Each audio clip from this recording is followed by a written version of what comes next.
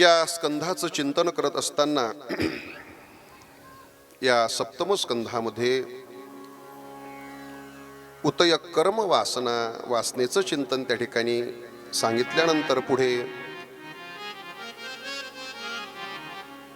गृहस्थ मनुष्याचे धर्म, मनुष्याचा धर्म, ब्रह्मचर्याचं, गृहस्थ, वानप्रस्थ, संन्याशी आश्रम धर्माचं निरूपण या ठिकाणी केलेलं आहे. आणि पुढे अष्टम स्कंधाला प्रारंभ करून मन्वंतर नावाचं पुराण लक्षण या स्कंधामध्ये सांगितलेलं आहे. मन्वंतर म्हणजे मन्वंतराणी सद्धर्महा. मन्वंतर म्हणजे कालखंड. कोणत्या कोणत्या कालखंडामध्ये, कोणत्या कोणत्या मन्वंतरामध्ये, कोणत्या कोणत्या संवत्सरामध्ये भगवंतांनी कोणते कोणते अवतार धारण केले याचा विचार या पुढील स्कंधामध्ये त्या ठिकाणी आलेला आहे. आणि ते वर्णन करत असताना कृत, त्रेता, द्वापार, कली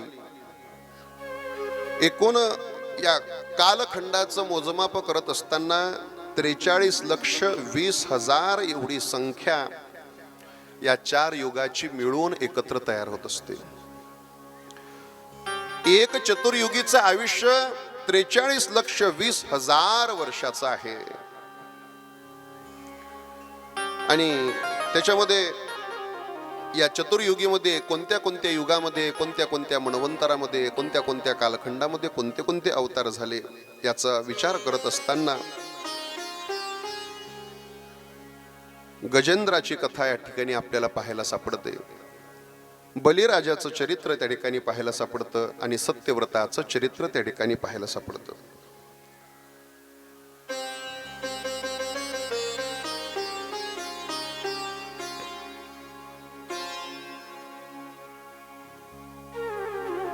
कैलास पर्वताच्या उपवनामध्ये हा जो गजेंद्र आहे आपल्या परिवारासह महाराज त्या जलाशयामध्ये स्नान करण्यासाठी त्या ठिकाणी जातोय. आणि जलाशयामध्ये स्नान करायला गेल्यानंतर तो गजेंद्र पाणी उडवत आहे एकमेकाच्या अंगावरती. संपूर्ण परिवार एकमेकाला आनंद देत आहे.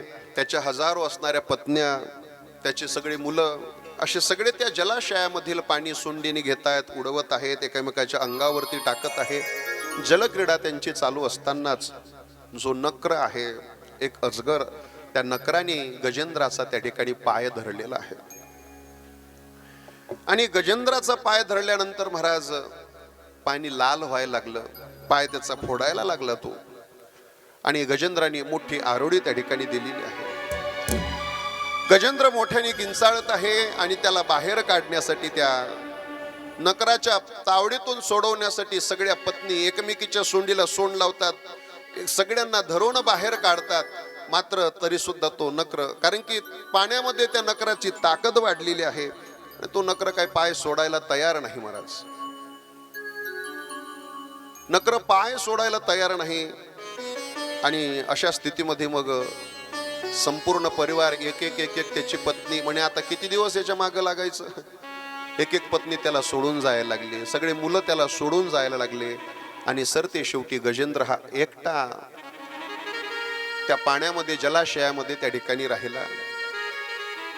मग तो गजेंद्र विचार करायला लागला की अरे बाबा, ज्यांच्यासाठी मी एवढा मोठा प्रपंच केला, ज्यांच्यासाठी एवढं सगळं करायचं, आज संकटाच्या समयामध्ये माझा परिवार मला सोडून निघून गेला. त्या संकटाच्या समयामध्ये माझी मुलं मला त्या ठिकाणी सोडून गेले. आता मला कोण तारणार आहे, माझं कोण रक्षण करणार आहे. म्हणून गजेंद्राच्या चरित्रामधून आपण हे नेहमी गजेंद्राचं चरित्र प्रत्येक संसारिकानं आपल्या डोळ्यापुढे ठेवलं पाहिजे. तुम्ही कितीही कुटुंबासाठी करा, शेवटी वेळ आल्यानंतर कुटुंब तुमच्या सोबत उभं राहत नाही. वेळ आल्यानंतर मुलं तुमच्या सोबत उभे राहत नाही. वेळ आल्यानंतर कोणी कोणासाठी त्या ठिकाणी उभं राहत नसतं. वेळ आल्यानंतर सरते शेवटी स्वतःला परिस्थितीला सामोरं जावं लागतं. तुमचं आलेलं दुःख दुसरं कोणी घेणार नसतं. तुमच्या वाट्याला आलेलं दुःख दुसरं कोणी घेऊ शकतही नाही. आणि त्यामुळं सर्वसामान्य मनुष्याला शरण जाण्यापेक्षा आपण नेहमी भगवंताला शरण राहिलो पाहिजे. आणि तो परमात्मा आपल्याला नेहमी सांगत आहे की जो मज होय अनन्य शरण, त्याचे निवारी मी जन्म मरण, ऐशिया शरणांगता शरण मीच एक. या जगतामध्ये शरण जाण्यासारखा केवळ मी एकच आहे. जीवानी जीवाला शरण जाऊन उपयोग नसतो. जीवानी जर संतांना शरण गेलं तर महाराज संत त्या आपल्या दुःखातून आपलं निरसन करू शकतात. जीव जर भगवंताला शरण गेला तर भगवंत त्या दुःखातून निरसन करू शकतो. कधी जर जीवनामध्ये संकट आलं तर संतांना साकडं घाला, संत महाराज त्या दुःखातून निवारण करतात. संत खरंच त्या दुःखातून निवारण करतात का? हो हो, संत दुःखातून निवारण करतात महाराज. कोणाचं केलंय महाराज? ज्या ज्ञानोबारायांचा पालखी सोहळा ज्या हैबत बाबांनी सुरू केला ना, ग्वाल्हेरच्या शिंदे सरकाराकडे त्या ठिकाणी हैबत बाबा सेनापती पद भूषवायचे. आणि सेनापती पदावरती असणारे हैबत बाबा महाराज एकदा सैन्य घेऊन युद्धासाठी जात असताना काही थोडंफार सैन्य कमी होतं आणि रस्त्याने जाताना काही आदिवासी लोकांनी त्यांना अडवलं. हैबत बाबांना सैन्य कमी होतं, 2-4-5 लोक त्यांच्यासोबत होते. घोड्यावरती बसलेले हैबत बाबा समोरून 100-200 आदिवासी लोक आले आणि त्यांनी घेरा घातला आणि त्याच्यामध्ये त्या हैबत बाबांना त्यांच्यासोबत 2-4 हात झाले, युद्ध झालं. त्या युद्धामध्ये हैबत बाबा हरले. आणि हैबत बाबा महाराज हरल्यानंतर महाराज त्यांना अंधाऱ्या कोठडीमध्ये ठेवलं. ज्या आदिवासीचा जो राजा होता त्याला काही संतती होत नव्हती म्हणे आणि त्या संततीसाठी त्याला नरबळी द्यायचा. आता चांगला हा भेटला म्हणून नरबळी देण्यासाठी हैबत बाबाला त्या अंधाऱ्या कोठडीमध्ये कोंडून ठेवलं. हैबत बाबाला कोंडून ठेवलं. मात्र हैबत बाबा ज्ञानोबारायांचे, आळंदीच्या माऊली ज्ञानेश्वर महाराजांचे ते नितांत भक्त होते.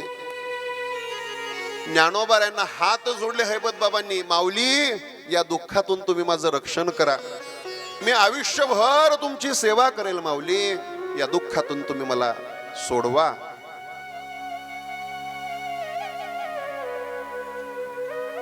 या दुःखातून सोडवा म्हटल्यानंतर तिथेच ज्ञानोबारायांचा धावा त्यांनी चालू केला. महाराज ज्ञानेश्वर माऊली, महाराज ज्ञानेश्वर माऊली, महाराज ज्ञानेश्वर माऊली. हैबत बाबा त्या अंधाऱ्या कोठडीमध्ये बसून माझ्या ज्ञानोबारायांचं भजन करतात. महाराज ज्ञानेश्वर माऊली, महाराज ज्ञानेश्वर माऊली. आणि महाराज ज्ञानोबाराया त्या आदिवासी राजाच्या पत्नीच्या स्वप्नामध्ये गेले आणि त्या पत्नीला जाऊन सांगितलं, ओठ तुझ्या मालकाला जाग कर आणि त्याला सांग, अगं त्यांनी माझ्या सेवकाला दांबून ठेवलेलं आहे, त्याला मुक्त कर म्हणावं त्या बंधनातून. तुझी जी इच्छा आहे तुला संतती होण्याची, माझ्या कृपेनं तुला संतती होईल. उठ तू तुझ्या मालकाला जाग कर आणि सांग. तिला वाटलं पडलं असेल असं स्वप्न म्हणून ती परत जागी झाली, इकडे तिकडे बघितलं आणि परत झोपली. परत झोपल्यानंतर ज्ञानोबा परत तिच्या स्वप्नामध्ये गेले. उठ, झोपू नको, अगं ऐक, तुझी इच्छा मी पूर्ण करतो, तुझ्या पोटी चांगली संतती मी देतो, माझ्या भक्ताला तुझ्या पतीला सोडवायला सांग. आणि महाराज परत ज्या वेळेला तिला स्वप्न पडलं त्यावेळेस ती अशी खरबडून जागी झाली आणि आपल्या पतीला ती सांगायला लागली, अहो उठा, तुम्ही काय कोणी या भक्ताला, ज्ञानोबारायांच्या भक्ताला तुम्ही कोणाला अंधाऱ्या कोठडीमध्ये दांबून ठेवलंय का? म्हणे हो, एका हैबत बाबा नावाच्या एका सरदाराला मी दांबून ठेवलंय. अहो तो माऊलींचा भक्त आहे, माऊली ज्ञानोबा स्वप्नामध्ये आले, त्यांनी सांगितलं आपलं स्वप्न ते, आपली इच्छा ते पूर्ण करणार आहेत, आपल्या पोटी चांगली संतती ते देणार आहेत, त्याला सोडायला सांगा, मुक्त करायला सांगा म्हणून मला स्वप्नात सांगितलं. ती म्हणले तुला पडलं, मला थोडी पडलं स्वप्न.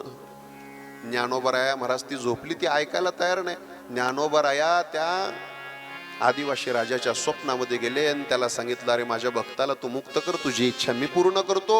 आणि मग तो खडबडून जागा झाला आणि हैबत बाबाला सोडलं, मुक्त केलं. आणि मुक्त केल्यानंतर हैबत बाबा महाराज त्या संकटामधून सुटलेले आहेत.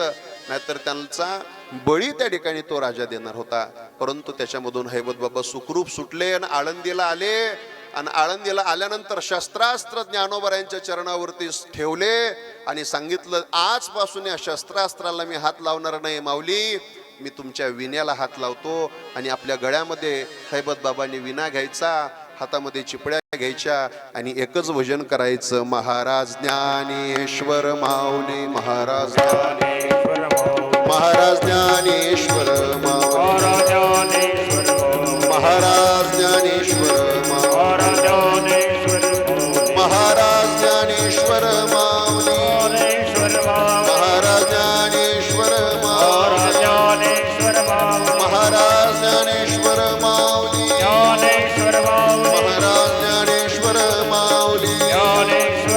महाराज ज्ञानेश्वर माऊली, महाराज ज्ञानेश्वर माऊली. हातामध्ये विणा घ्यायचा, चिपड्या घ्यायच्या आणि हैबत बाबांनी फक्त एवढंच भजन करायचं. महाराज ज्ञानेश्वर माऊली. श्री गुरु वैद्य बाबा म्हणायचे, ज्या वेळेला हैबत बाबा हातामध्ये चिपड्या आणि विणा घेऊन भजन करायचे महाराज ज्ञानेश्वर माऊली, त्यावेळेला आळंदीतली ज्ञानोबरायांची समाधी अशी डुलायची म्हणे. ज्ञानोबरायांची समाधी अशी डुलायची. हैबत बाबाच्या भजनाची ती ताकद होती महाराज.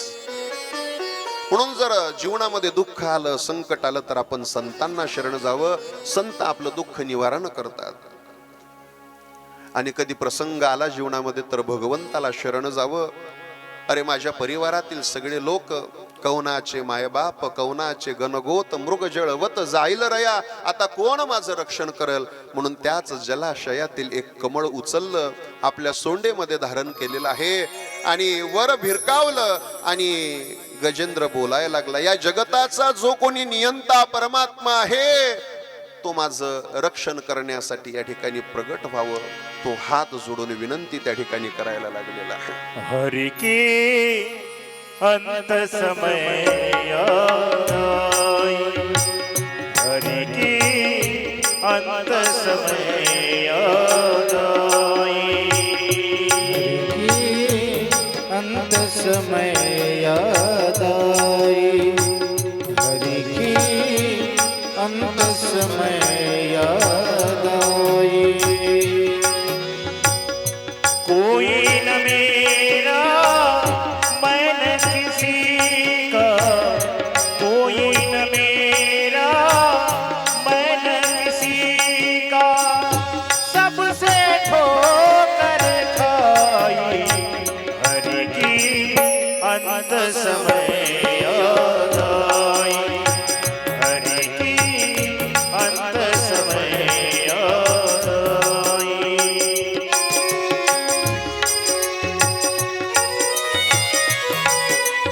हरी की अंत समय याद आई. गजेंद्राने पुष्प घेतलं, भिरकावलं. माझा आता कोणी नाही, आता माझा केवळ परमात्मा. म्हणून त्या अंत समयाला भगवंताची आठवण त्यांना झालेली आहे आणि बोलायला लागले. तुम जीवन दाता हो मेरे, तुम ही पालनहारे, जिसकी रक्षा तुम प्रभु करते, कौन उसे फिर मारे. बीच भंवर में तुमको पुकारूं, बीच भंवर में तुमको पुकारूं, आ जाओ यदुराई, हरि की अंत समय याद आई, हरि की अंत समय याद आई. कोई न मेरा मैं न किसी का, कोई न मेरा मैं न किसी का, सबसे ठोकर खाई, हरि की अंत समय याद आई, हरि की अंत समय याद आई, हरि की अंत समय याद आई. कोई न मेरा, किसी न कोई न मेरा, माझं या जगामध्ये कोणी नाही देवा, तूच माझा पालनहार आहे, तूच माझा करता धरता आहे, तूच माझं रक्षण करणारा आहे, अशी आर्ततेनं हाक भगवंतासाठी गजेंद्रानं त्या ठिकाणी मारलेली आहे. महाराज, भगवान परमात्मा किती कनवाळू, किती दयाळू, आपण अंतःकरणापासून त्याला बोलवत नाही महाराज. आपण अंतःकरणापासून त्याला बोलवत नाही म्हणून तो येत नाही. अंतःकरणापासून जर पुकारलं, जर उत्कट पुण्य असेल, उत्कट आपल्या बोलवण्यामध्ये तीव्रता असेल, तर परमात्मा नक्की येतो म्हणे. पण तेवढी उत्कटता, तेवढं तीव्र पुण्य आणि तेवढा तीव्र पुण्याचा संचय आपल्या जवळ नसतो. त्या गजेंद्राच्या जवळ तेवढं तीव्र पुण्य होतं आणि अत्यंत तीव्रतेने भक्तिमय अंतःकरणाने त्याने भगवंताला बोलवलं. कोण म्हणतं महाराज देव येत नाही? कोण कहते हैं भगवान आते नहीं, द्रौपदी की तरह तुम बुलाते नहीं. कौन कहते हैं भगवान खाते नहीं, शबरी की जैसे खिलाते नहीं. कौन कहते हैं भगवान सोते नहीं, माँ यशोदा के जैसे सुलाते नहीं. अच्युतम केशवम कृष्ण दामोदरम राम नारायणम जानकी वल्लभम. तेवढी तीव्रता, जेवढी तीव्रता त्या ठिकाणी महाराज वाट पाहावी लागते थोडी. आमच्या जवळ तेवढी प्रतीक्षा नाही. परमार्थामध्ये प्रतीक्षेला फार महत्व आहे. परमार्थामध्ये प्रतीक्षा करावी लागते महाराज. लगेच परमार्थातलं फल मिळत नाही. शबरी मातेने किती प्रतीक्षा केली, शबरीने किती प्रतीक्षा करावी. रोज तिनं त्या ठिकाणी गाडगं भरून ठेवावं. रोज चूल पेटती असायची तिची. आज माझे राम येतील, आज माझे भगवान येतील, माझ्या गुरुदेवानी शब्द दिलेला आहे, आज येतील. रोज त्या ठिकाणी महाराज बोरं वेचून आणायचे, फळं आणायची तिनं. रोज नवीन नवीन पुष्पाची हार तयार करून ठेवायचे. राम आएंगे आएंगे राम आएंगे. दोन्ही हाताने टाळे वाजवून बड़े प्यार से गाओ और जोर से गाओ. मेरे झोपड़ी के भाग आज खुल जाएंगे, आएंगे. मेरे झोपड़ी के भाग आज खुल जाएंगे, आएंगे. मेरे झोपड़ी के बाग आज खुल जाएंगे, राम आएंगे. मेरे झोपड़ी के बाग आज खुल जाएंगे, राम आएंगे. राम आएंगे, आएंगे, राम आएंगे. हो राम आएंगे, आएंगे, राम आएंगे. राम आएंगे, आएंगे, राम आएंगे. हो राम आएंगे, आएंगे, राम आएंगे. मेरे झोपड़ी के भाग आज खुल जाएंगे, राम आएंगे. मला तुमच्या टाळीमधून राम आलेले कळाले पाहिजे. दोन हात ऊपर उठाव. शबरी माता प्रतीक्षा करते. आपण देवासाठी दोन्ही हात वर करून भजन करायचे. दोन हात ऊपर उठाव. एक साथ जय हो. राम आएंगे आएंगे राम आएंगे. हो राम आएंगे, आएंगे, राम आएंगे. राम आएंगे आएंगे राम आएंगे. हो राम आएंगे, आएंगे, राम आएंगे. मेरे झोपड़ी के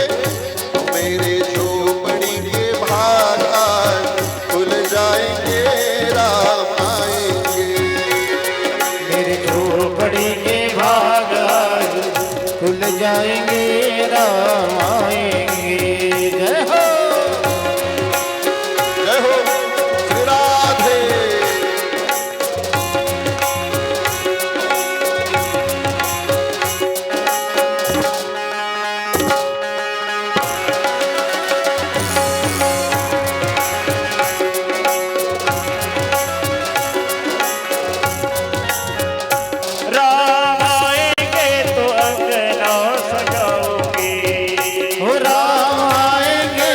अंगना सजाऊंगी, दीप जलाते मैं दिवाली मनाऊंगी, दीप जला के मैं दिवाली मैं मनाऊंगी। मेरे जन्मों के सारे पाप मिट जाएंगे राम हरि बोल। मेरे जन्मों के सारे पाप मिट जाएंगे, राम आएंगे। राम आएंगे। भगवान परमात्मा येतो महाराज. आपल्याला तेवढी तीव्रतेनं प्रतीक्षा करावी लागते, आपल्याला तेवढी तीव्रतेनं परमात्म्याची वाट पाहावी लागते. भगवान परमात्म्याची तीव्रतेने हाक त्या ठिकाणी तीव्रतेने हाक मारलेली आहे गजेंद्राने. आणि गजेंद्राने हाक मारल्याबरोबर भगवंताला एवढी घाई झाली, एवढी घाई झाली, एवढी घाई झाली. संतांनी वर्णन केलं, एवढ्या गडबडीमध्ये परमात्मा निघाले हत्तीच्या त्या गजेंद्राच्या रक्षणासाठी. लक्ष्मीने विचारलं, प्रभू एवढ्या गडबडीनं कुठं चाललात? तर भगवान परमात्मा, देवाला हत्ती म्हणायचं होतं, तर ह शब्द लक्ष्मी जवळ उच्चारला म्हणे, आणि ती शब्द गजेंद्राच्या जवळ येऊन उच्चारला. हा कहे लक्ष्मी और ती कहे गजराज. आणि तिथे आल्यानंतर महाराज भगवान परमात्मा प्रगट झाले हरिरूपाने, आणि हरिरूप धारण करून परमात्म्याने या गजेंद्राचं रक्षण केलेलं आहे. नकरावरती त्या ठिकाणी कृपा केलेली आहे. आणि अशा प्रकारे गजेंद्र उद्धाराच्या कथेमधून आपत्ती जर जीवनामध्ये कधी आली तर आपण भगवंताचाच जीवनामध्ये धावा करावा, हा बोध आपण घ्यावा. एक बार प्यार से बोलो. चहा पेले नाही का तुम्ही?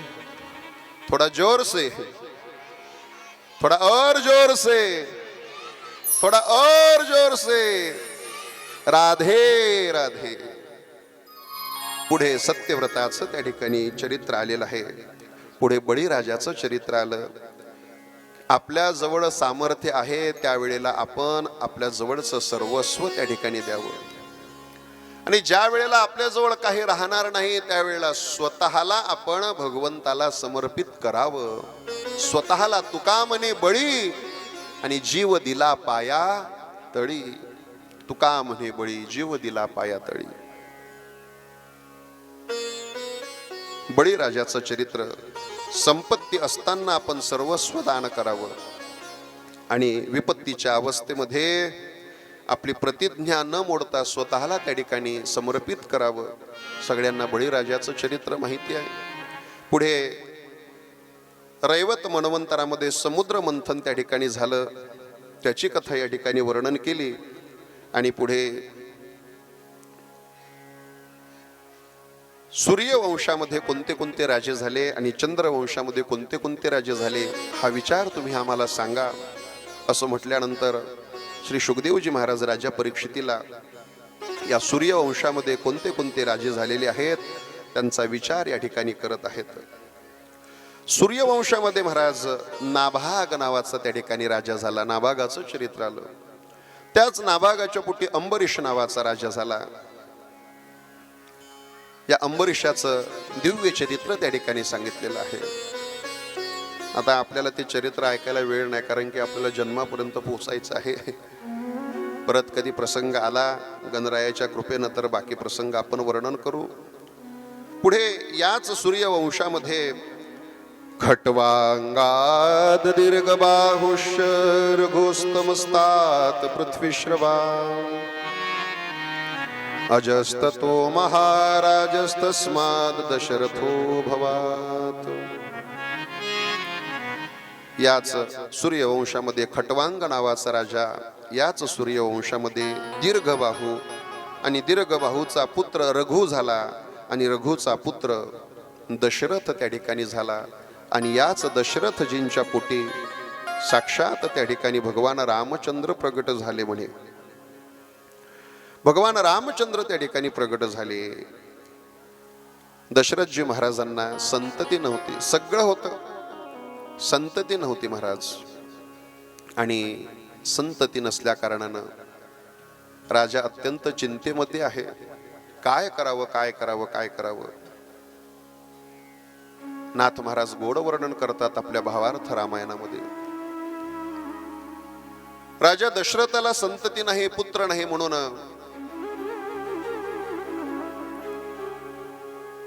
अनेक साधू संतांचे दरवाजे झिजवणं चालू आहे. अनेक संतांच्याकडे जातात, आश्रमांमध्ये त्या ठिकाणी जातात, अनेक नवस त्या ठिकाणी करतात. वशिष्ठ महाराजांनी सांगितलं, राजा काळजी करू नको, तुला त्या ठिकाणी 4 पुत्र होणार आहे, मात्र त्यासाठी तुला 4 श्वापदांचा त्या ठिकाणी बळी घ्यावा लागेल. आणि राजा दशरथ महाराज आपल्या घोड्यावरती आरूढ झालेले आहेत आणि सायंकाळच्या वेळी शिकार करण्यासाठी म्हणून अरण्यामध्ये जातात. 4 श्वापद मारायचे आहेत. अरण्यामध्ये जातात आणि झाडाच्या वरती फांद्यामध्ये त्या ठिकाणी दडून दशरथजी महाराज बसलेले आहेत. दिवसभर मात्र श्वापद काही मिळत नाही. संध्याकाळ झाली आणि संध्याकाळ झाल्यानंतर श्रावण बाळ आपल्या माता पित्यांना काशीची तीर्थयात्रा घडवण्यासाठी जात आहे. आणि काशीची यात्रा त्यांना घडवण्यासाठी आपल्या खांद्यावरती पालखीमध्ये बसवून, खांद्यावरती बसवून आपल्या मात्या पित्याला काशी यात्रेला जात आहे. संध्याकाळ झाली आणि रात्रीच्या समयाला बराच वेळ चालून चालून दमलेला थकलेला श्रावण, अंधारी रात्र झालेली आहे, आता जास्त पुढे चालणं होणार नाही, आता इथेच या वनामध्ये थांबावं म्हणून तिथेच थांबत आहे.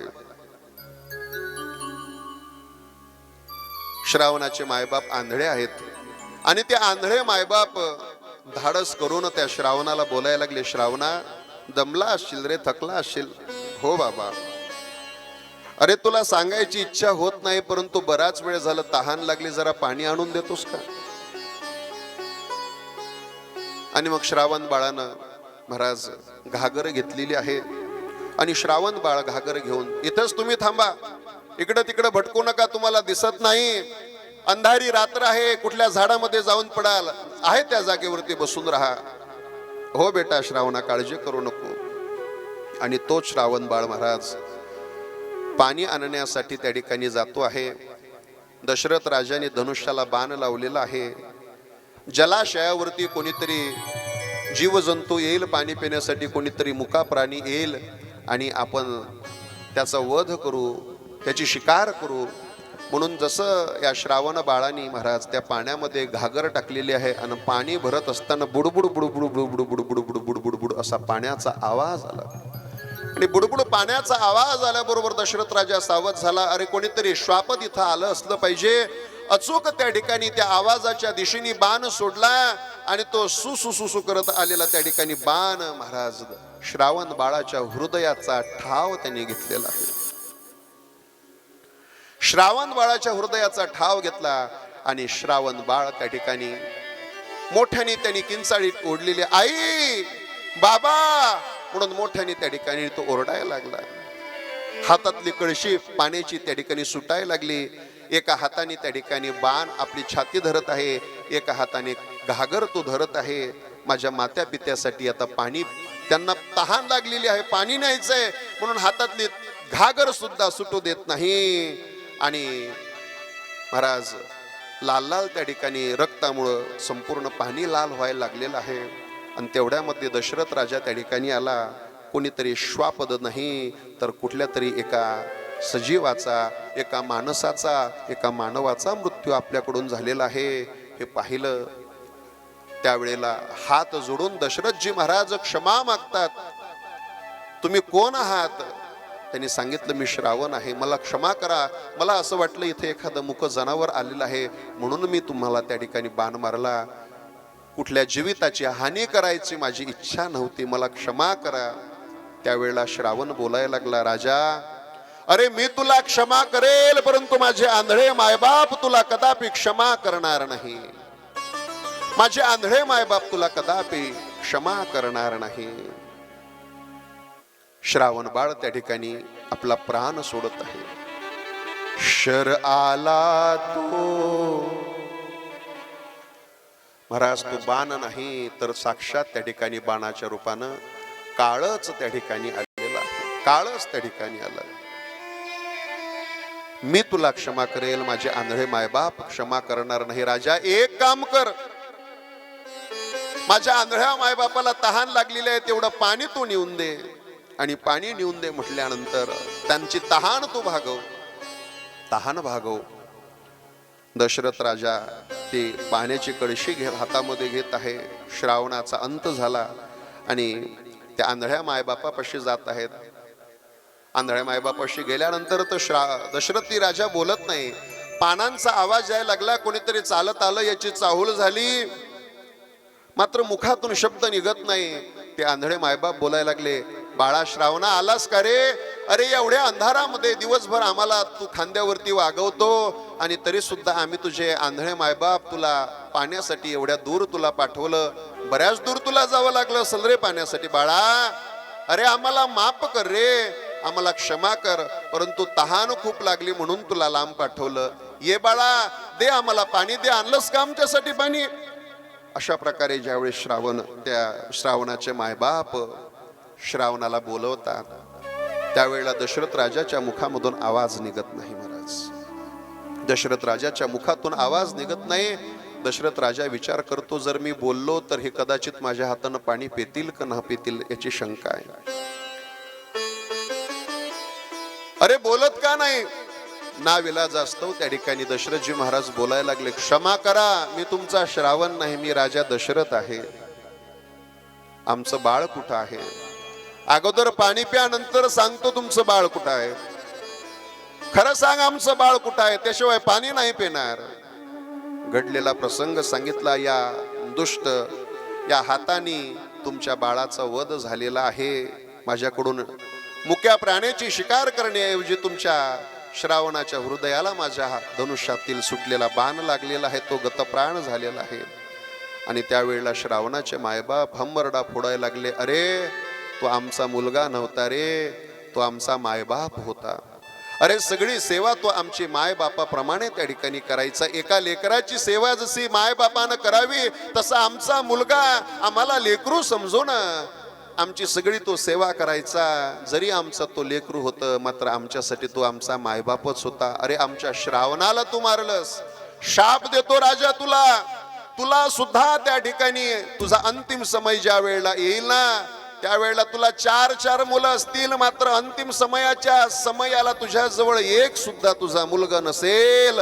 शाप देतो राजा, शाप देतो. आणि श्रावणाच्या वियोगामध्ये त्या आंधळ्या मायबापानं आपला प्राणत्याग केलेला आहे. दशरथजी राजा घरामध्ये जातात, आपल्या कैकेयीच्या महालामध्ये जातात आणि तिथे दुःख व्यक्त करतात. कैकेयी, आज फार मोठा अपराध माझ्याकडून घडला. 4 श्वापद मारायला गेलो, मात्र जीव माझ्याकडून मारल्या गेले. पण मरता मरता मला शाप दिला की दशरथा तुला 4 पुरं होतील आणि तू मरशील ना, तेव्हा 4 पैकी एक सुद्धा तुझ्या जवळ नसेल. 4 पुत्र त्या दशरथा, अंतकाळी एकही नव्हता. 4 पुत्र मात्र अंतकाळी एक सुद्धा तुझ्या जवळ नसेल. कैकेयी हसायला लागली. अहो शाप मिळाला जाऊ द्या, तुमच्या अंत समयाला तुमच्या जवळ तुमचा एकही मुलगा नसेल जाऊ द्या, परंतु आपल्याला मुलं होणार याच्यावरून हे सिद्ध झालं म्हणे. त्या शापामुळं का होईना आपल्या पोटी संतती नाही, मात्र त्या शापामुळं आता आपल्याला 4 मुलं होतील याचा आनंद माना म्हणे. आणि मग पुत्रकामेष्टी यज्ञ वशिष्ठ महाराजांनी करून घेतला. आणि मग पुत्रकामेष्टी यज्ञामधून त्या ठिकाणी अग्निनारायण प्रगट झाले आणि 4 भाग त्याचे, बरं का, 3 भाग केले. 1 भाग कैकेयीला, 1 भाग कौसल्येला, 1 भाग सुमित्रेला त्या ठिकाणी दिला. मात्र कैकेयीच्या हातातला भाग पिंड घारीने झडपिला आणि अंजनीने तो सेविला. कैकेयीच्या हातातला पिंड घारीनं झडपला आणि त्याच्यापासूनच अंजनीच्या तपासाठी आणि महारुद्र आले, पोटी हनुमंतराया प्रगट झाले महाराज ते एका भागामधून. आता कैकेयी दोघीकडे पाहते, दशरथजीकडे पाहते. त्यावेळेला कैकेयीला दशरथजी सांगतात, काळजी करू नको, आणि मग कौसल्याच्या भागातील एक भाग कैकेयीला दिला आणि सुमित्रेच्या भागातील एक वाट्यातील एक वाटा कैकेयीला दिला आणि तिघींनी सुद्धा ते त्या ठिकाणी पायस पात्राचा तो प्रसाद ग्रहण केला आणि तिघींना सुद्धा त्या ठिकाणी दिवस गेलेले आहेत आणि आता 9 महिने पूर्ण झालेले आहेत. दशरथजी महाराज प्रत्येकीच्या महालामध्ये जातात आणि प्रत्येकीला डोहाळ त्या ठिकाणी विचारत आहे, तुला काय डोहाळ होतंय, तुला काय होतंय. कैकेयीच्या महालामध्ये आले त्यावेळेला कैकेयी अस्ताव्यस्त सगळं सामान करून बसलेली आहे, केस विस्कटून बसलेली आहे आणि तिला विचारलं, कैकेयी सांग तुझे डोहाळे. कैकेयी बोलायला लागली, महाराज मला मोठ्याला वनात पाठवावंसं वाटतं आणि धाकट्याला राजगादीवरती बसवावंसं वाटतं. दुःख झालं राजा दशरथाला. दशरथजी महाराज सुमित्रेच्या महालामध्ये गेले. सुमित्रा, तुला काय डोहाळे होत आहे? मला ज्येष्ठांची सेवा करावीशी वाटत आहे. आनंद वाटला. आणि ज्या वेळेला कौसल्याच्या महालामध्ये दशरथजी जातात त्यावेळेला कौसल्या मातेला त्या ठिकाणी विचारलं, काय डोहाळे होतात?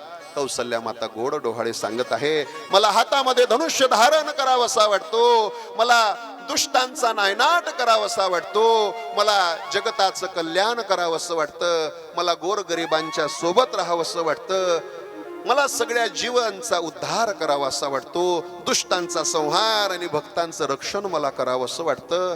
हे डोहाळे ऐकून दशरथजीला अत्यंत आनंद झाला आणि महाराज चैत्र मास उदयाला आला आणि त्या चैत्र मासाला नवमी तिथी मधुमास पुनीता चैत्र मास उदयाला आला आणि त्या चैत्र मासामध्ये महाराज कौसल्याच्या पुटी भगवान श्री रामचंद्र प्रकट झालेले आहेत. सुमित्रेने लखनजीला जन्म दिलेला आहे आणि कैकेयीने भरत आणि शत्रुघ्नजींना जन्म दिलेला आहे आणि दासी थाळी वाजवत वाजवत त्या ठिकाणी सांगायला आलेली आहे, दशरथजी महाराज बधाई हो, बधाई हो, बधाई हो, आपके घर लाला भयो, आपके घर लाला भयो. 2 प्रहरी कागशिरी सूर्य थांबला, राम जन्मला, राम जन्मला, राम जन्मला, राम जन्मला.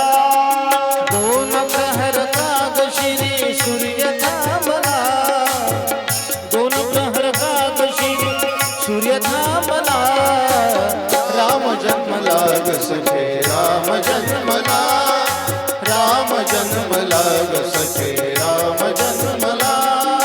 कौसल्या राणी हळू उघडी लोचने, निपुण जाय माय स्वतः पुत्र दर्शने. ओघडले आसु सुखे कंठदानला, ओघडले आसु सुखे कंठदानला. राम जन्मला ग सखे, राम जन्मला, राम जन्मला ग सखे, राम जन्मला. बोलो रामचंद्र भगवान की जय, लखनलाल जी महाराज की जय. बोलो भरतलाल जी महाराज की जय. शत्रुघ्न महाराज की जय. सगळ्यांना आनंद झालेला आहे. भगवंत लहानाचे मोठे झाले. वशिष्ठ मुनींकडे त्या ठिकाणी 14 विद्या 64 कलाचं शिक्षण घेतात. विश्वामित्र मुनी येतात, राम लक्ष्मणाला यज्ञाच्या रक्षणासाठी घेऊन जातात. यज्ञाचं रक्षण झाल्यानंतर एका अजून धनुर्यज्ञाच्या रक्षणासाठी घेऊन जातात आणि तिथे भगवान धनुष्य त्या ठिकाणी भंग करतात. सीता स्वयंवर त्या ठिकाणी होतं. कैकेयी इकडे त्या ठिकाणी महाराज रामप्रभूला वनवासाचा वरदान मागत असते. तुम्हाला सगळ्यांना रामायण माहिती आहे. सूर्यवंशामध्ये भगवान रामप्रभूंचं दिव्य चरित्र भागवतामध्ये 1.5 अध्यायामध्ये आलेलं आहे बरं का. फक्त विश्वामित्र मुनी येतात, रामाला घेऊन जातात आणि तिथून पुढे थोडक्यामध्ये एका श्लोकामध्ये थोडक्यात भगवंताचं चरित्र या ठिकाणी आलेलं आहे. सियावर रामचंद्र भगवान की जय. आणि आता पुढे या चंद्रवंशामध्ये कोणते राजे झालेले आहेत ते आम्हाला तुम्ही सांगा म्हटल्यानंतर चंद्रवंशामध्ये चंद्रापासून बुध निर्माण झाला, बुधापासून पुरुरवा, पुरुरवापासून ऋत्विक, ऋत्विकापासून जमदग्नी आणि जमदग्नीपासून परशुरामजीचा चंद्रवंशामध्ये अवतार झालेला आहे. बोलिये परशुरामजी महाराज की. परशुरामजीचा अवतार चंद्रवंशामध्ये आणि पुढे त्याच चंद्रवंशामध्ये ययाती नावाचा राजा झाला आणि त्या ययातीला 5 मुलं अनु, द्रुह, दुर्वसु, यदु आणि पुरु. त्याच ययातीच्या पोटी यदू आणि यदूच्या पोटी देवमीढ नावाचा राजा. देवमीढाला 2 पत्न्या होत्या. एका पत्नीपासून अर्जन्य पर्जन्याचा जन्म आणि एका पत्नीपासून सूरसेनाचा जन्म झालेला आहे. आणि त्याच सूरसेनापासून वसुदेवजींचा जन्म आणि अर्जन्य पर्जन्यापासून 9 नंदांचा जन्म आहे. आणि सूरसेनापासून प्रगट झालेले वसुदेवजी त्याच वसुदेवांना या कंसाची बहीण देवकी दिलेली आहे. आणि वसुदेव देवकीच्या पोटी भगवान परमात्मा कृष्ण रूपानं प्रगट झाले असं शुकदेवजी महाराज राजा परीक्षितीला सांगतात. आणि असं सांगितल्याबरोबर राजा बोलायला लागला, हो हो हो महाराज, थांबा थांबा थांबा, एवढी घाई कसली, घाई कसली, घड्याळात 5 वाजले. मग अहो, आम्हाला तुम्ही पिवळ्या साड्या घालून यायला सांगितलं, सुंठवडा आणायला सांगितला, एवढा मंडप सजवायला सांगितला आणि कृष्ण जन्म झाला असं थोडक्यात नका सांगू, जरा विस्ताराने त्या ठिकाणी कथा सांगा. अरे पण वेळ नाही ना, आता काय चहासाठी अर्धा तास जाते, तर मग आता घ्या इकडं अर्धा तास लांबून, काय हरकत नाही म्हणे. आणि मग राजा, अरे 4 दिवस झाले अन्ना पाण्याचा तो त्याग केलेला आहे, जरा काहीतरी खाऊन घे. इथं वरखेडा आपलं काय उतखेडामध्ये त्या ठिकाणी फार श्रोत्यांची सोय आहे बाबा. बरोबर दुपारी 3:30 वाजले का चहा आहे सगळ्यांना. तो 4 दिवस झाला चहा नाही पेला, पाणी नाही पेला, खाल्लं नाही, पिल्लं नाही, काही नाही, काही नाही. काहीतरी खाऊन घे, पिऊन घे, नंतर मी तुला कृष्ण जन्माचं. नाही महाराज, भगवंताच्या चरित्राने, भगवत भक्ताच्या चरित्राच्या श्रवणानेच माझी तहान भागत आहे. भगवंताच्या चरित्राच्याच श्रवणाने माझी भूक भागत आहे. आपण सांगावं विस्ताराने मला भगवंताच्या जन्माची कथा सांगा. आणि मग शुकदेवजी महाराज तो प्रसंग, भगवंताचं चरित्र सांगण्यासाठी प्रवृत्त होत आहेत. परमात्म्याचं 2 प्रकारे चरित्र असतं, एक अनुभव चरित्र आणि एक लीला चरित्र. या ठिकाणी लीला चरित्राचं गायन शुकदेवजी महाराज त्या ठिकाणी करत आहे. आपणही भगवंताचं ते चरित्र या ठिकाणी ऐकूयात. मात्र तत्पूर्वी एकदा मोठ्या प्रेमाने भगवंताच्या त्या चरित्राचं गायन करायचं आहे, देवाचं चरित्र ऐकायचं आहे, देवाला प्रगट करायचं आहे. म्हणून मन वाणी पवित्र करूयात. 1 मिनिट सगळ्यांनी हाताने टाळी वाजवून मन वाणी पवित्र करूयात भगवंताच्या नामाने. आणि मग भगवंताच्या चरित्राला श्रवणाला प्रारंभ करूयात. हरि सुंदर नंद मुकुंद हरि नारायण हरि बोल. हरि सुंदर नंद मुकुंद हरि नारायण हरि बोल. हरि सुंदर नंद मुकुंद हरि नारायण हरि बोल. हरि सुंदर नंद मुकुंद हरि नारायण हरि बोल. हरि केशव हरि गोविंद हरि नारायण हरि बोल. हरि केशव हरि गोविंद हरि नारायण हरि बोल. हरि सुंदर हरि सुंदर हरि सुंदर नंद मुकुंद हरि नारायण हरि हरी बोल. सगळ्यांनी हाताने टाळी वाजवून मोठ्या प्रेमाने. हरि नारायण हरि बोल.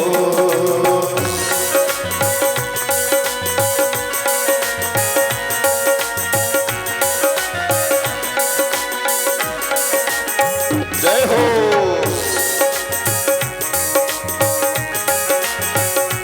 विठ्ठल माझा माझा माझा माझा माझा, विठ्ठल माझा मी विठ्ठलाचा. विठ्ठल माझा माझा माझा माझा माझा, विठ्ठल माझा मी विठ्ठलाचा.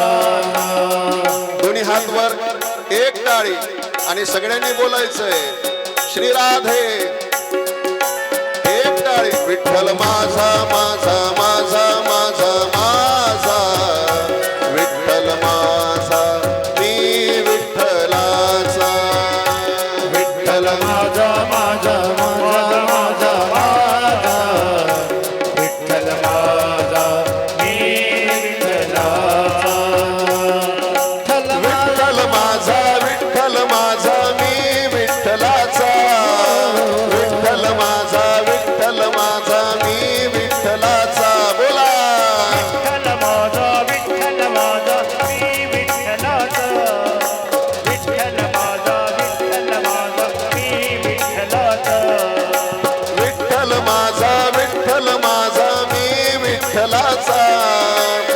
विठ्ठल माझा विठ्ठल माझा मी विठ्ठलाचा. बोला बोला खालून आवाज आला पाहिजे. विठ्ठल माझा मी विठ्ठलाचा. विठ्ठल माझा मी विठ्ठलाचा.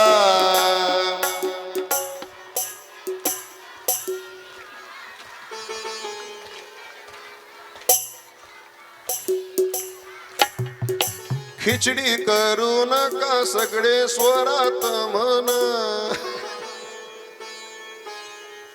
विठ्ठल माझा मी विठ्ठलाचा. विठ्ठल माझा मी विठ्ठलाचा. वाह वाह जय हो उत्खेड क्या बात है.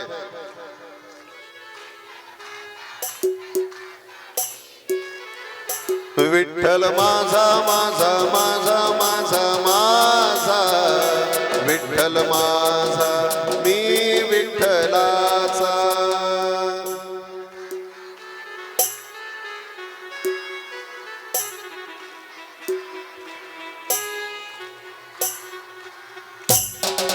विठ्ठल माझा मी विठ्ठलाचा. विठ्ठल माझा मी विठ्ठलाचा. विठ्ठल माझा मी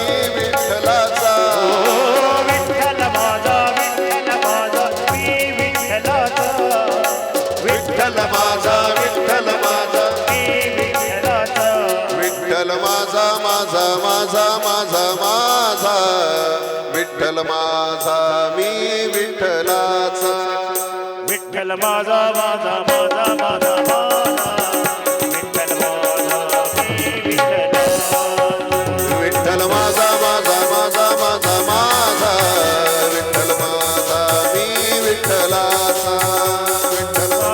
मी विठ्ठलाचा. विठ्ठल माझा मी विठ्ठलाचा. विठ्ठल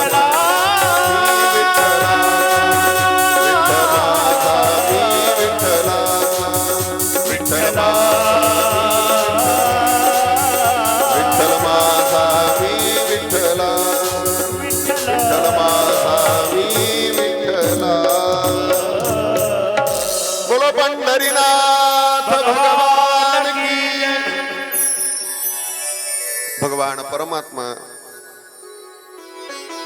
प्रगट होण्यासाठी जी स्थिती निर्माण व्हायला पाहिजे राजन, ती स्थिती त्या समयाला निर्माण झालेली आहे. कंस अधिक राजे त्या ठिकाणी उत्मात करायला लागलेले आहे. कथा कीर्तन यज्ञ जप तप सगळे बंद त्या ठिकाणी पडलेले आहेत. साधू संतांना त्रास ते द्यायला लागलेले आहेत. सत्पुरुषाचं सज्जन माणसांचं ते छळन करायला लागलेले आहेत. आणि त्यावेळेला पृथ्वीवरती अतोनात पाप झालेला आहे आणि पृथ्वीला त्या पापाचं वज काही सहन होत नाही. आणि त्यावेळेला ही पृथ्वी गायीचं रूप धारण करून ब्रह्मादिक देवांकडे त्या ठिकाणी जात आहे. वत्सरूपी पृथ्वी ब्रह्मया पाशी जाय, नेत्री वाहे तोय सांगत असे. डोळ्यामध्ये पाणी आणून पृथ्वी माता भगवंताला त्या ठिकाणी ब्रह्मदेवाला सांगत आहे, आता मला काही या पापाचा भार सहन होत नाही. या जगताचं पालन पोषण करणारा परमात्मा कधी अवतार घेईल ते सांगा. ब्रह्मदेवाने सांगितलं, हे बघा पृथ्वी माते, आमचं खातं वाटप झालेलं आहे म्हणे. आम्ही काय कोणाच्या खात्यामध्ये ढवळाढवळ करत नाही. भगवान विष्णूची जबाबदारी आहे जगताचं पालन पोषण करायची. माझी जबाबदारी आहे जगत निर्माण करायची. आणि महादेवाची जबाबदारी आहे म्हणे जगत संहार करायची. प्रत्येकाचं ठरलेलं आहे. जगताचं पालन पोषणाची जबाबदारी भगवान विष्णूची आहे. आपण सगळेजण भगवान विष्णूला शरण जाऊ आणि मग सगळेजण त्या ठिकाणी भगवान विष्णूला त्या ठिकाणी शेषशय्येवरती शयन करणाऱ्या भगवंताला शरण जातात आणि वेद मंत्राद्वारे ते सगळे त्या ठिकाणी स्तुती करत आहे. वासुदेवा ऋषिकेशा माधवा मधुसूदना आणि करिता ती स्तवन पुरुष सुक्ते. हरि ओम स्वस्ति न इंद्रो वृद्धश्रवाः स्वस्ति न पूषा विश्ववेदाः स्वस्ति न नक्षत्रो अरिष्टनेमिः स्वस्ति न बृहस्पतिर्ददातु अशा प्रकारे ते वेद मंत्रांनी भगवंताची जी स्तुती चालू केली, ओ उतखेडातले लोक म्हणायला लागले ते वेद मंत्र आम्हाला समजत नाही. मग जरा प्राकृत भाषेमध्ये सांगा. आणि मग सगळेजण भगवंताची स्तुती करतात, माझ्यासोबत सगळ्यांनी म्हणायचं आणि भगवंताची स्तुती करायची. श्री अनंता मधुसूदना, श्री अनंता मधुसूदना, पद्मनाभा नारायण, पद्मनाभा नारायण, जगद्व्यापका जनार्दना, आनंद गगना अविनाश, सकळ देवाधिदेवा, कृपाळवा जी केशवा, महानंदा महानुभवा, सदाशिवा सहजरूपा, चक्रधरा विश्वंभरा, गरुडध्वजा करुणाकरा, सहस्रपादा सहस्रकरा, क्षीरसागरा शेषशयना. सगळेजण स्तुती करायला लागले. त्यावेळेला भगवान परमात्म्याची आकाशवाणी झाली आणि आकाशवाणीने सांगितलं, काळजी करू नका, यादव कुळामध्ये मी श्रीकृष्ण रूपाने अवतार धारण करणार आहे. ब्रह्मदेवाला ती फक्त आकाशवाणी ऐकायला आली. ब्रह्मदेवाने सगळ्या देवतांना सांगितलं, भगवंतांनी सांगितलं की थोड्याच वेळामध्ये मी यदुकुळामध्ये कृष्ण रूपानं प्रगट होणार आहे. सगळ्यांना त्या ठिकाणी आनंद झाला. सगळेजण देवाला हात जोडतात, विनंती करतात, प्रार्थना करतात, देव प्रगट होणार, देव अवतार धारण करणार. हो हो, देव अवतार धारण करणार. अहो मग आपला नंबर लागल का म्हणे देवाच्या अवतारासोबत? आपण कोणतं रूप धारण करायचं भगवंताला विचारा. आणि मग भगवंतानी सांगितलं, हे देवतांनो, यादव समग्र व्हा रे तुम्ही. देवतांनो, तुम्ही यादवांच्या रूपानं त्या ठिकाणी प्रगट व्हा. अवताराची घोषणा केल्याबरोबर ते पाय लक्ष्मीच्या हाती, लक्ष्मी माता देवाचे पायच दाबत होती महाराज. पाय दाबता दाबता जशी कृष्ण अवतार घेणार घोषणा केली, पाय जरा जोर जोरात सुरायला लागली, जोर जोरात दाबायला लागली. भगवंताचं लक्ष ती वेधून घ्यायला लागली. देव म्हणायला लागले, अगं काय झालं आतापर्यंत, जरा प्रेमानं, आता जरा जोरात. झालं काय भगवान, आपण अवतार धारण करणार? हो. मग आमचा नंबर लागला का तुमच्या सोबत? भगवंतानी म्हटलं, का नाही, आमचा सुद्धा, तुमचा सुद्धा नंबर लावणार म्हणे. मग सांगा ना म्हणे, मी कोणतं रूप धारण करू?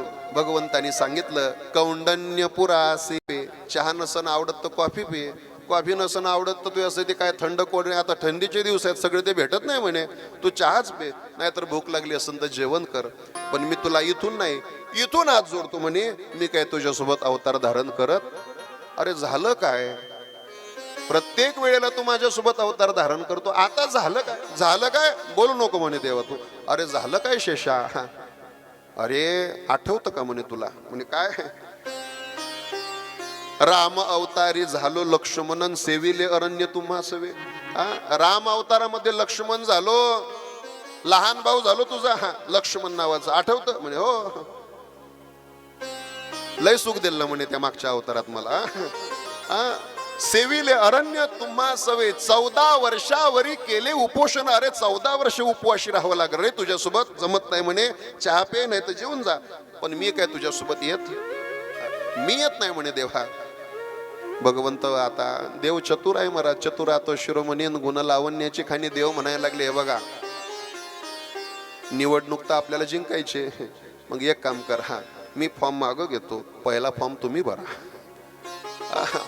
पहिला फॉर्म तुम्ही भरा. म्हणजे आता मागच्या अवतारामध्ये तुम्ही लहान झाले होते, मग या अवतारात मी लहान होतो, तुम्ही मोठे व्हा, आणि तुम्ही मोठे झाल्यानंतर मग मला तुमची सेवा करावी लागेल ना, मी सगळी तुमची सेवा करतो म्हणे.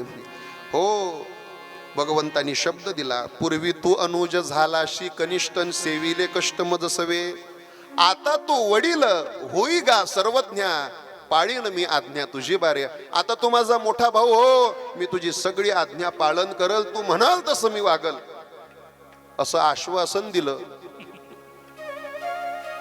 आश्वासन खरं असतं का अध्यक्ष? आश्वासन खरं असतं का?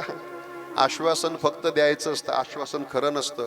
मला सांगा बरं, भगवान कृष्णाने बलराम दादाचा कोणता शब्द ऐकला बरं? फक्त आश्वासन दिलं, तुझं सगळं ऐकन, पण एक शब्द सुद्धा बलराम दादाचा ऐकला नाही. पाळीनं मी आज्ञा तुझी बारे, कसं तरी त्या शेष नारायणाला तयार केलं. आणि मग महाराज तो प्रसंग त्या ठिकाणी शुकदेवजी महाराज सांगतात. वसुदेव देवकीचा विवाह संपन्न झाला आणि त्या विवाहामध्ये आकाशाची वाणी झाली.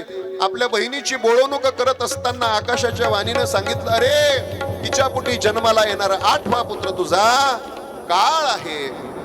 हातामध्ये खडक घेतलं, देवकीला मारण्यासाठी गेला. हात तो धरिला वसुदेवे. वसुदेवाने हात धरला. थांबा, 8वा पुत्र मारणार आहे ना, मग इलाच का मारता? इला मारून त्या ठिकाणी काय उपयोग आहे का? आम्हाला एखाद्या बंदी शाळेमध्ये ठेवा, सगळेच पुत्र तुम्हाला आणून देतो. आणि मग बंदी शाळेमध्ये ठेवलेला आहे. पहिला पुत्र झाला. वसुदेवांनी कंसाला आणून दिला. कंसाने ते बाळ पाहिलं, अत्यंत आनंद वाटला. ते सुंदर हसणारं बाळ पाहिलं आणि कंस बोलायला लागला, वसुदेवजी मला 8वा मारणार आहे, पहिला नाही म्हणे. याला मारून मी काय करू? 8वाला मी मारल म्हणे. याला घेऊन जा म्हणे तुम्ही परत. वसुदेवांना आनंदही झाला नाही आणि दुःखही झालं नाही. का? वसुदेवांना माहिती आहे दुष्टाची बुद्धी कधी पलटेल सांगता येत नाही महाराज. दुष्ट माणसाची बुद्धी कधी पलटेल सांगता येत नाही. आता माझ्या बाळाला सोडतो, परंतु अजून कोणीतरी कान भरल्यानंतर तो माझ्या बाळाला मारल्याशिवाय राहणार नाही, हे वसुदेवांना माहिती होतं. म्हणून दुःखही नाही, आनंदही नाही. पहिलं बाळ घेऊन जायला लागले, तेवढ्यामध्ये कळी लावी जे नारदे नारायण नारायण नारदजी प्रगट झाले. नारद म्हणायला लागले, लेका कंसा तुला अजिबात हे नाही म्हणे. अरे देव चतुर आहे, चतुराचा तो शिरोमणी आहे. तुला 8वा सांगितला, पण 8वाच जर पहिला आला तर? हातामध्ये एक 8 पाकड्याचं कमळ होतं आणि मोजभर म्हणे पाकड्या, 1 2 3 4 5 6 7 8 म्हणे. पहिली जर पहिली धरली तर 8वी 8वी, आणि 8वी जर पहिली धरली तर 8वी पहिली. कळलं का म्हणे? म्हणे हो कळलं. सगळे मारून टाक म्हणे, एकही ठेवू नको. का नारदांनी असं सांगितलं?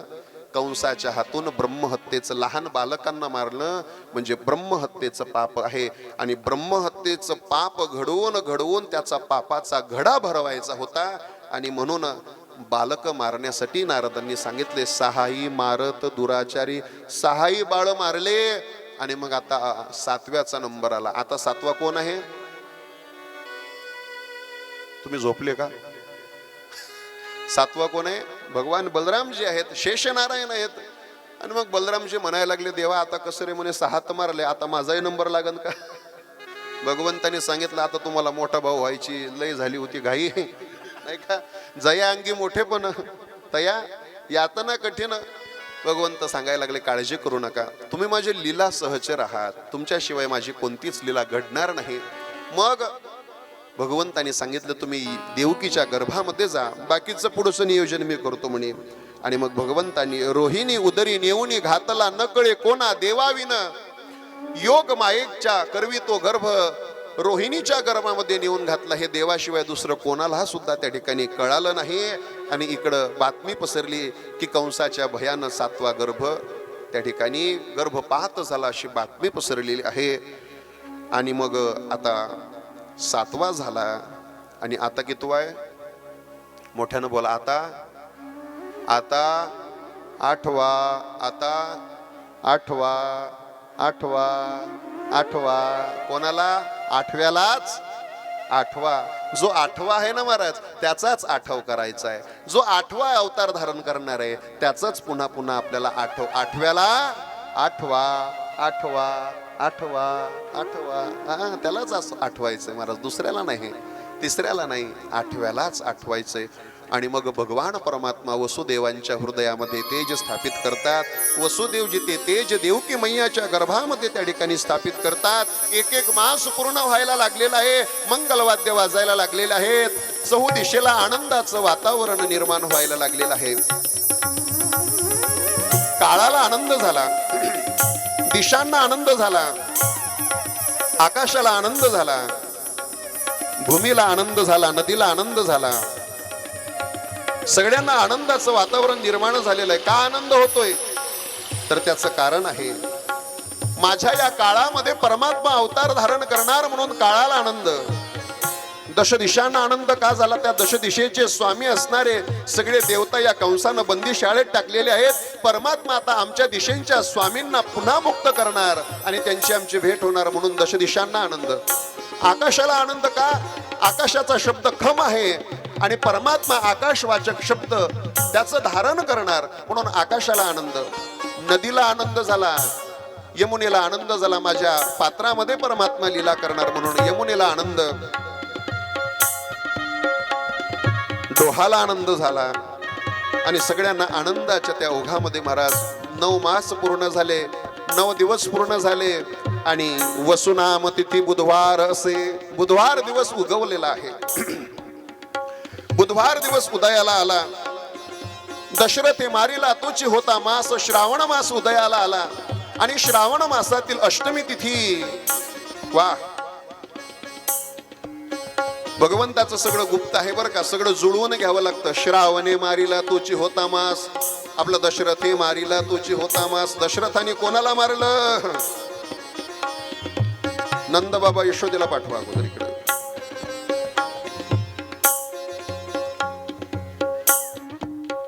दशरथे मारिला तोची होता मास. तो मास श्रावण मास होता आणि त्या श्रावण मासामधील अष्टमी तिथी बुधवार दिवस, रोहिणी नक्षत्र, 2 प्रहर रात्र, माया घाली अस्त्र रक्षपाळा.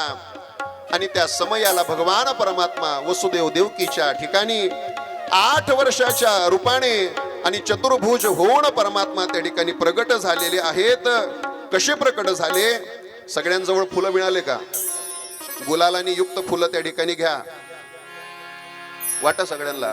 2 वेळेला पुष्पवृष्टी त्या ठिकाणी आपल्याला करायची आहे. सगळे देव देवता त्या ठिकाणी भगवंताची स्तुती करतात. सत्यव्रतम सत्यपरम त्रिसत्यम सत्यस्य योनी निहितंच सत्ये सत्यस्य सत्यमृत सत्यनेत्रम सत्यात्मकम त्वाम शरणम प्रपद्धा. सगळे देव देवता अगोदर भगवंताची स्तुती करतात आणि नंतर परमात्मा 8 वर्षाच्या रूपामध्ये चतुर्भुज रूप धारण करून प्रगट होतात. कसे प्रगट होतात? निमिषे तमद्भूते जायमाने जनार्दने देवक्याम देवरूपिण्याम विष्णु सर्वगुहाश आविरासिद यथा प्राच्याम दिशिंदूरिव पुष्कलः. बोले बालकृष्ण लाल की जय. भगवान परमात्मा 8 वर्षाच्या रूपामध्ये प्रगट झाले. देवकी बोलायला लागली, भगवंता तुम्हाला दुग्धपान करायचं आहे. देवा तुम्हाला मांडीवरती घ्यायचं आहे, तुम्हाला दुग्धपान करायचंय. या चतुर्भुज रूपामध्ये 8 वर्षाच्या लेकराच्या रूपामध्ये कसं तुम्हाला दुग्धपान करू? जरा लहान व्हा, लहान व्हा, लहान व्हा. परमात्मा 7 वर्षाचे झाले, 6 वर्षाचे, 5 4 3 2 1 नवे नवे नुकतंच जन्मलेल्या बालकाप्रमाणे त्या ठिकाणी भगवंत झाले आणि ट्याहा ट्याहा ट्याहा ट्याहा जोर जोरात रडायला लागले. सोडा सोडा मिठी लपवा लपवा जगजेठी, जणी कंसासी कळेल माझ्या बाळासी मारेल. देवकीने आपल्या हृदयाला लावलेलं आहे. कंसाला कळेल माझ्या बाळाला मारेल. थांबा. भगवंताने सांगितलं काळजी करू नका आई बाबा, काळजी करू नका. एका सुंदर टोपलीमध्ये तुम्ही मला ठेवा आणि मला नंदाच्या घराला त्या ठिकाणी घेऊन जा. तिथं माया उपजलेली आहे, ती माया परत इकडे घेऊन या. नंदाच्या घराला, नंदाच्या घराला मजनी गोकुळ, मजनी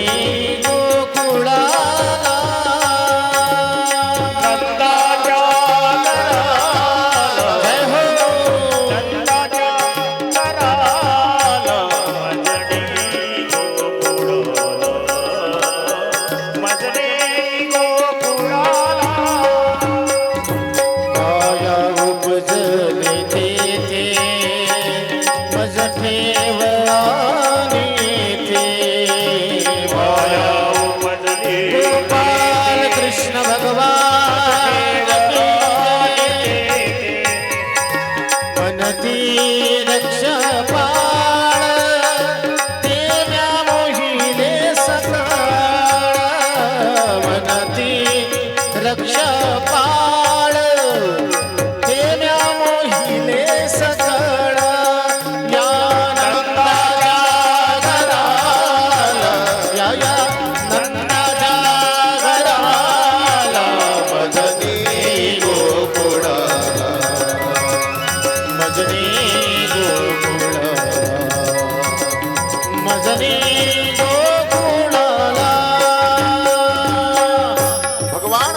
परमात्मा टोपलीमध्ये ठेवलेला आहे आणि जात असताना यमुना मैया आडवी लागली. यमुनेला भगवंतानी अंगुष्ठ लावलेला यमुना मैया दुभंगली आणि वसुदेवजी भगवंताला घेऊन नंद बाबाच्या वाड्यामध्ये येतात. सुंदर एका बालकाला घेत तिथे एका बालिकेने जन्म घेतलेला आहे. ती माया आपल्या टोपलीमध्ये ठेवली आणि आपल्या टोपलीतला कन्हैया भगवंताला महाराज पाळण्यामध्ये त्या ठिकाणी ठेवलेला आहे. आणि इकडे सकाळ झाली. सकाळ झाली आणि माया जन्माला आली होती म्हणून काही कळालं नाही. भगवंत प्रकट झाले आणि महाराज नंद बाबाची बहीण सुनंदा, ती सुनंदनी एका सुंदर बालकाचा जन्म झालेला पाहिला आणि ती सुनंदा धावत धावत पळत पळत त्या ठिकाणी गेलेली आहे नंद बाबाला सांगायला. मी म्हणेल नंद बाबा, तुम्ही सगळ्यांनी मागून म्हणायचं बधाई हो. सुनंदा बोलायला लागली, नंद बाबा, बधाई हो बधाई, नंद बाबा, बधाई हो बधाई. अरे नंद बाबा सुनते हो क्या? नंद बाबा कहते हैं, अरे सुनंदा क्या भयो, आज सुबह सुबह इतनी जोर जोर से क्यों चिल्ला रही हो? तब सुनंदा कहती है, बाबा आपके घर आनंद भयो, आपके घर आनंद भयो, आपके घर आनंद भयो.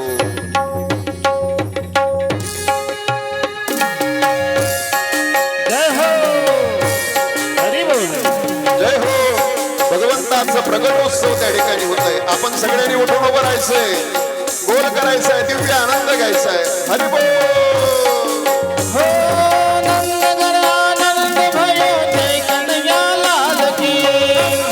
आनंद भयो, जय हो नंदलाल की. हो हाथ दिनो घोडा दिनो, मागच्या मंडळी सगळ्यांनी उठून उभं राहायचंय.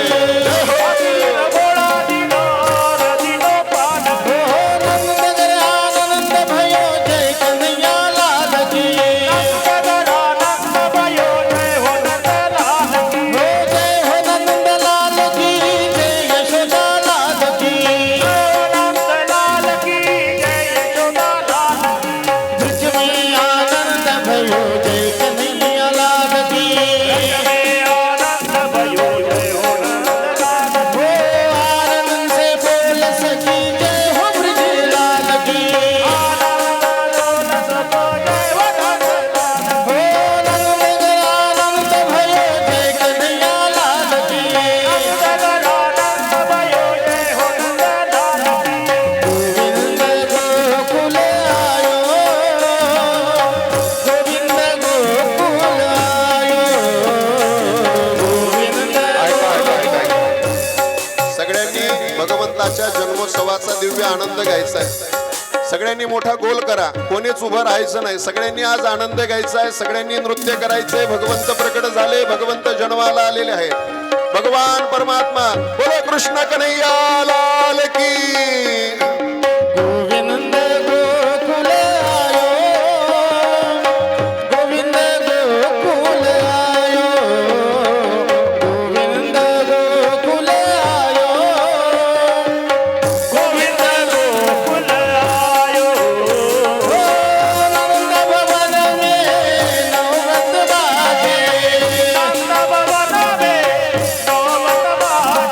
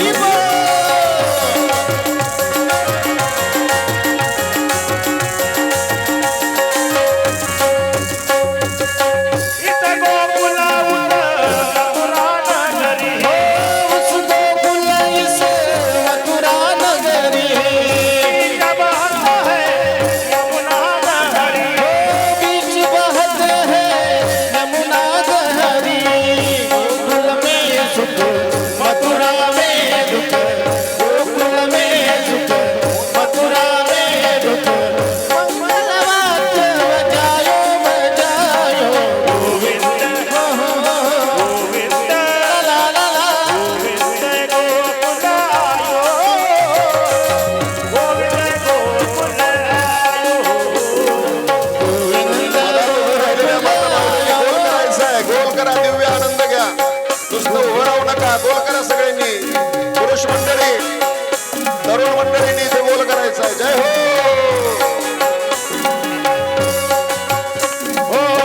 गोकुल में भगवान गोकुल में भगवान प्रगट भये गोकुल में प्रगट भये गोकुल में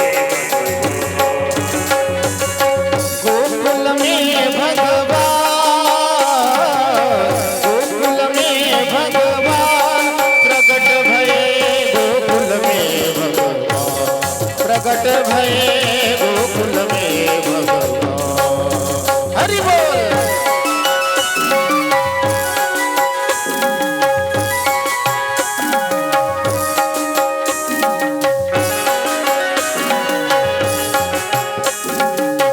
हर्ष भरा नर नारी के मन हर्ष भरा नर नारी के मन उमरा उमरा प्रेम तूफान करार के. जय हो.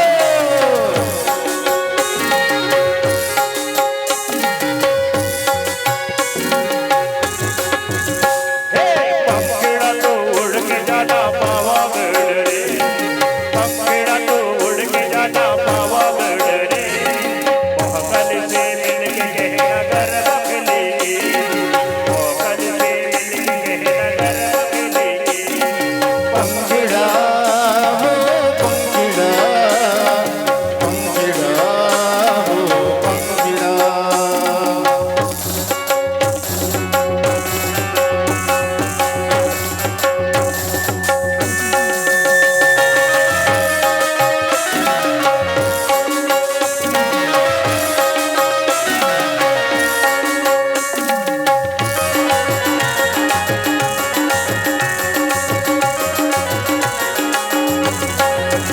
मारा गाव का सुनार भाई जल्दी आओ रे हमारा गाँव का सुनार भाई जल्दी आओ रे. मारा गाव का सुनार भाई जल्दी आओ रे हमारा गाँव का सुनार महाकाली के लिए सुंदर पायल लाओ रे. अच्छी लाओ सुंदर लाओ जल्दी लाओ रे अच्छी लाओ सुंदर लाओ जल्दी लाओ रे जय हो.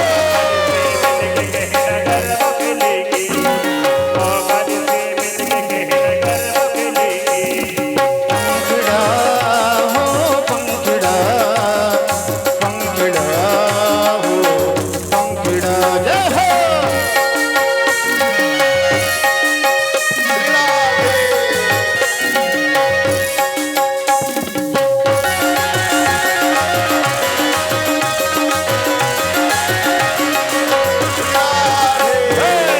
जीना जीना जीना उड़ा उड़ा माई तेरी चुनरिया लहराई जीना जीना जीना उड़ा गुला माई तेरी चूनरिया लहराई.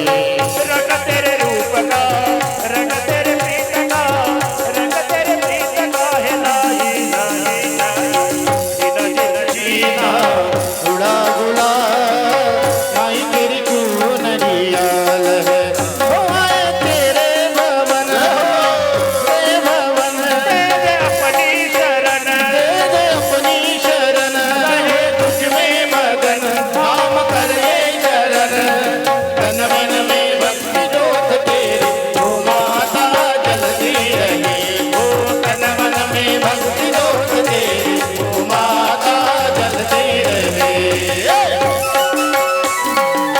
बसू नका तुम्ही, बसू नका, उठून उभे राहा. भगवान का जन्म भयो और आप बैठ रहे हो, खड़े हो जाओ. महिला मंडळी उभे राहा, बसू नका थांबल्या. किती सांगू मी सांगू कोणाला कोणाला?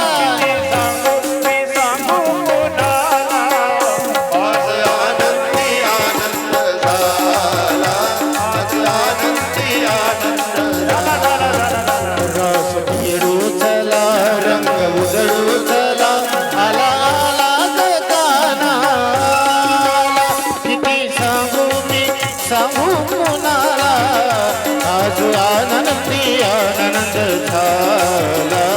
आज आनंदी आनंद झाला अष्टमीच्या रात्री गये मुलीच्या काठी गोकुळावा तरले हो गोड हसू गालात नाचू गवतालात पैजन थर थरले कान दिसतो उठून गोपी आल्या नटून कान दिसतो उठून गोपी आल्या नटून नवनवतीचा शिंगार केला आज आनंदी आनंद झाला आज आनंदी आनंद झाला रास खेळूतला रंग उधळूतला रास खेळूतला रंग उधळूतला आला आला गाना आला आला आला किती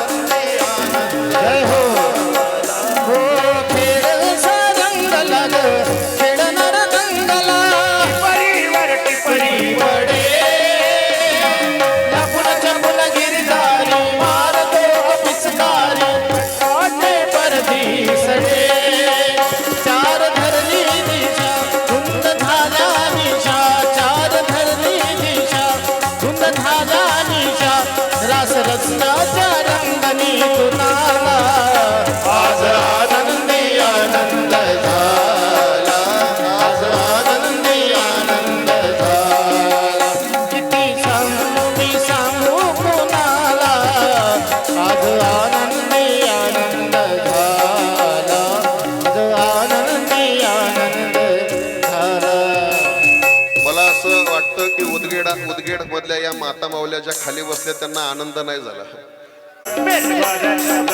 जय जय श्री राम बोलेगा मेरे भारत का बच्चा बच्चा जय श्री राम बोलेगा मेरे भारत का बच्चा बच्चा जय श्री राम बोलेगा हर घर महिना जय श्री राम जय श्री महिना हे महिना तुझेगा जय हो मेरे भारत का बच्चा बच्चा मेरे भारत का बच्चा बच्चा जय जय श्री राम मेरे भारत का बच्चा बच्चा जय श्री राम बोलेगा मेरे भारत का बच्चा बच्चा जय श्री राम बोलेगा